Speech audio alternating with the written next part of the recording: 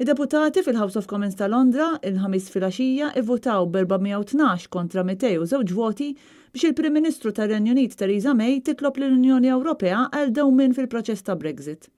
Dan ifisser li r-Renju Unit mhux se jħalli l-Unjoni Ewropea fid-29 ta' Marzu skont il-pjan oriġinali.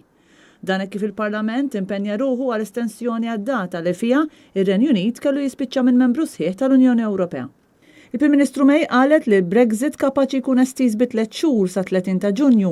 Dan iseħħ jekk id-deputati parlamentari f'Londra jappoġġjaw il-ftehim ta' May għal ħruġ tal-pajjiż mill-Unjoni Ewropea waqt vot il-ġimgħa d-dieħla. F'każ il-House of Commons jiġħad il-ftehim mill-ġdid, May jkollha tfittex estensjoni itwal għal proċess ta' Brexit.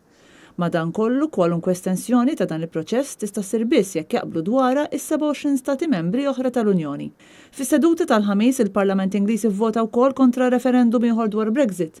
Min-naħa tagħha l-Prim Ministru May wissiet li jekk mhux se jkun hemm qbil għal pakkett negozjat ta' tluq ta' pajjiża, għandu jkun hemm perjodu twil ta' estensjoni u saħansitra issema perjodu ta' sentejn.